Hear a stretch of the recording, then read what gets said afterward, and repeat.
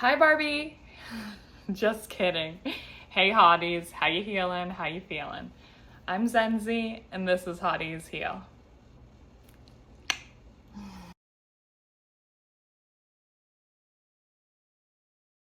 So today I want to talk about femininity and relationships.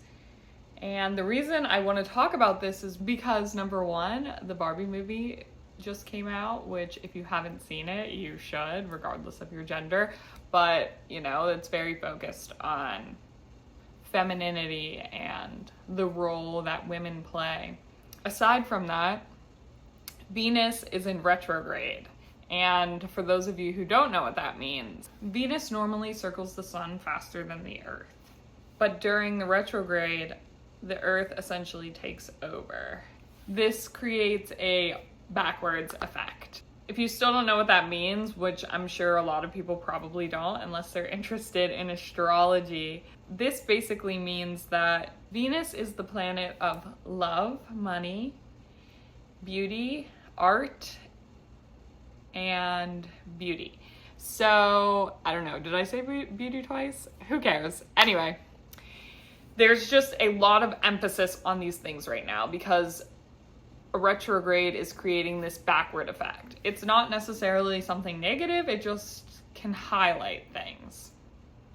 I personally am single, and so I'm going to be speaking from the perspective of a single female.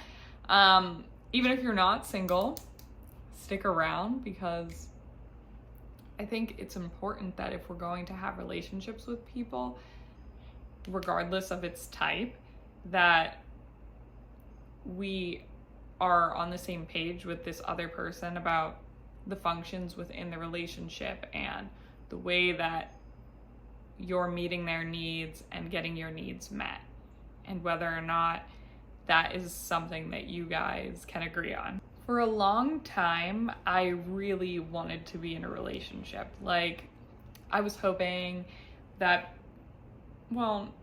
I don't know if it was a hope, but more so I was romanticizing this idea that a relationship would fix all my internal struggles, which is not the case. If you feel that way, I'm sending you love because it's not the case at all. If you get into a relationship with someone and you have feelings of unworthiness or any of those other negative shadow attributes, another person is not going to fix that for you. If anything, it's probably just going to highlight those things even more. So at the point that I'm at internally with myself and my self-image, I revisited this idea of why I'm single. Because I don't necessarily not want to be in a relationship. So I had to ponder this idea of what kind of love that I want and I deserve, and also the love that I can give. I have reached certain milestones emotionally, physically, and spiritually, which have allowed me to be open to a healthy love and let that love in. But now that I'm feeling worthy and more secure, there's a need for my partner to meet me at the same level, and that's baseline. I recently sat with myself and made some mood boards about the type of love I wanted as a manifesting technique, and it allowed me to really get to know the type of love that I want and what it means to be in a relationship, and also what it means to be in a relationship as a woman. I know what I bring to the table, and I don't want actually. Well, I do want it, but I need someone to match my energy and level that out. And from the perspective of looking for a partner, I'm asking, what can you do for me that I can't do for myself? And I don't mean that arrogantly. I know we're all living our lives and we're experiencing things. I just want to make sure that when we're entering into a partnership, that we are on the same page. And even if we're not agreeing on something, that we have a common goal. And I think it's so important when you're dating or you're looking for a partner, that you're clear on your standards and expectations from the beginning without fear that the other person is going to run away. Because guess what? If they run away or they're scared or they're not ready, that just means that they're not the person for you. You know what I mean? It's no harm, no foul. If anything, it's better to find out sooner rather than later, so you're not investing a bunch of time and energy into someone who doesn't have the same common goal as you. And I'm not passing judgment when I speak on this, but I think so many people enter into relationships, especially within my age group, enter these relationships without actually acknowledging and speaking on the fact that this is a partnership. So unless we're just like casually trying to have fun, which is not my MO, we need to make sure that we're on the same page. And I think oftentimes, speaking from a woman's standpoint, speaking from a standpoint of being in this place and not ever wanting to return back to it, of entering into a situation, pretending like my needs weren't important, and then having misaligned goals. And this only leads to disappointment and dissatisfaction within relationship dynamics, which could all be avoided if we were all just more open. A lot of men that I encounter these days are just like, and I'm not bashing men. I love men. I'm attracted to men. My future partner is going to be a man. I think there are good men out there, but especially during this time period and the way that society has been going for the past hundreds of years, men are in this position where they like think that they have all the power and they want to just, I don't know, experience more of life, have fun. And I'm not saying I don't like to have fun. I love to have fun, but the type of fun that most men like to have right now, I just don't need to be a part of. I'm not looking for something casual. I'm looking for something stable and long-term so that I can truly embody my feminine energy. Being a woman in this society and being able to truly live in your femininity is a really hard thing to do. Feminine energy is like so powerful and so important and so nurturing, and it's actually something that's highly taken advantage of, and I just have no desire to be put in that position anymore. You can please your partner, male or female, without completely giving up your dignity. And I personally have reached a stage in my journey where I'm not just going to entertain somebody because I don't want to be alone. I enjoy being alone. I actually really like myself, and the person who I choose to have in my life is just going to be the icing on top of the cake, not the cake. I'm the cake. The person that I bring into my life is just an addition, and I don't mean that in a way that's not valuing them. They're going to add tons of value to my life, but I'm still going to be whole without them. I'm happy and whole on my own, with myself, as I am. Gasp. A woman not needing a man. Just as much as a man shouldn't need a woman, you know? Connection is a gift that is often taken for granted. At the end of the day, you shouldn't need anyone but yourself, but connection is a vital part of the human experience and should be enjoyed, but it also should be mutually beneficial. And I'm not saying I'm perfect. I know that I'm not, and there will be times where I don't always show up as my best self because I'm a human being and everyone is a human being. I acknowledge that. But I've also done a lot of work, and I know myself to a point of knowing what I'm going to allow and the certain standards and expectations I have, and I don't plan on abandoning those. And I suggest other people don't either, because if you're not being upfront about what you want from the beginning, the likelihood of someone turning around and doing that on their own when that expectation and that precedent hasn't been set is very slim. I can say that because I've pretty much every situation, and I'm calling myself out here hardcore, every situation that I've ever been in romantically has been where I've abandoned myself and my wants and my needs, just trying to please my partner, and ended up getting burned and taken advantage of, but also allowing myself to be taken advantage of.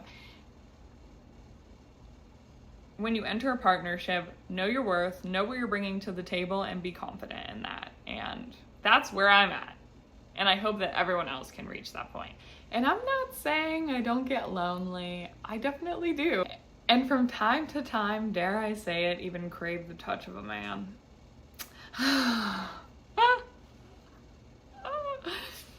But I'm not settling, because at the end of the day, it's unfulfilling to be with someone who is not meeting my needs.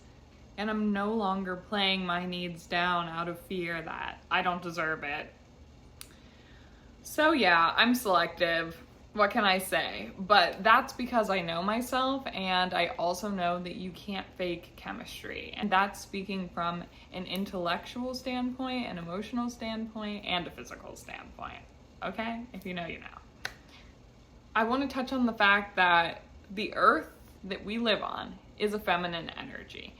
And we've created a power structure in the world right now where men are the people in power predominantly, so there's a lot of masculine energy. Women, or anyone who identifies with the feminine energy, are more nurturing and softer with their approach. And in order for most men and women to thrive conventionally, and don't cancel me for this, I believe in gender roles to an extent. And I'm speaking from a female heterosexual perspective, so I can only talk about my experience. But in order for me to embody my femininity in a relationship, I need to feel safe and secure. Feminine energy by nature is soft, nurturing, multifaceted, and can focus on many different things. This energy is very much so catered to making sure the emotional needs of everyone they care about around them is taken care of. Men are more single task focused and more passionate or aggressive than women. They're task oriented and very ambitious, or the energy of masculines. Men and women are not the same. I'm just pointing out the obvious. We were not created the same. We don't think the same. We don't go after our goals in the same way. And we're not built the same. And that's okay. But in order to balance out male and female energy, which it's of course important to have a balance in these things, but when it comes to a heterosexual relationship, conventionally, for the most part, once again, don't cancel me, it's important for the male energy to feel like they're in their purpose, as well as the female energy to be in their purpose. Men are strongly contrasted in compared to women. They're strongly controlled, focused, and purpose-driven. Powerful, centered, and single-tasked focused. And I'm not saying that women can't be this way, but it's not our natural nature. So it's important to understand each other in that way and not push each other out of our natural states of being. This is the battle of doing and being. Men are the doers and women are the beers, or these energies. The divine masculine is the doer and the divine feminine is the beer. The feminine's job is just to be. And the problem lies within this, because in the society that has been created, women are being forced out of these roles and are leaning more towards their masculine energy, even though receiving less respect, less pay, less recognition But without the emotional body, we would be nothing. Emotions are a part of all of us, and our job as women is to help to nurture those things. And a man's job, essentially, is to be the provider and protector. And for me, there's this certain expectation that when I enter into a partnership and I decide to give myself to someone, I'm going to need this provider and protector energy in order to feel safe and secure in my feminine energy. Right now, as a single woman, even though I embody my feminine energy, I'm doing a lot of things for myself, obviously, because I have to. But when I decide to be in a partnership, it's because I hope that I find someone who allows me to fully embody the divine feminine. And that's the way that it should be. And I'm not speaking for people who don't like the opposite sex. I can only speak on my dynamic, how I feel, and also from an energy standpoint. There is a divine masculine and a divine feminine. It doesn't necessarily have to be gender-based, because these polarities exist within all of us. And I know these are not the desires of everyone, but these are my desires. I want to feel protected and safe and provided for. And in return, I will make sure that my partner is taken care of emotionally and physically, and that all of my partner's needs are met to the best of my abilities. At the end of the day, though, life is a give and take situation. You get what you give, and this is the energy I'm putting out with hopes that I can be met with the same energy. I think when you enter into a partnership, regardless of its type, but if we're speaking romantically, in order for me as a woman and other women to get their needs met, they need to be open about what they want, but also understand the difference in the male and female archetype. But I believe in divine timing, and I think that if this is the energy that I'm putting out, then this is the energy that I will receive back. If you're single and struggling with that, I encourage you to get to know yourself and ask yourself what you want in a partner and how you want to be loved and the ways that you're willing to love, and embody that energy. Put that out there, and it will be returned to you eventually. But you need to stand firm in your beliefs and your expectations, and also in your worth. And if that's the energy that you're putting out, it will come back to you. Also, there's a need to be detached in it, with knowing that anyone that you will enter into a partnership with isn't going to complete you per se.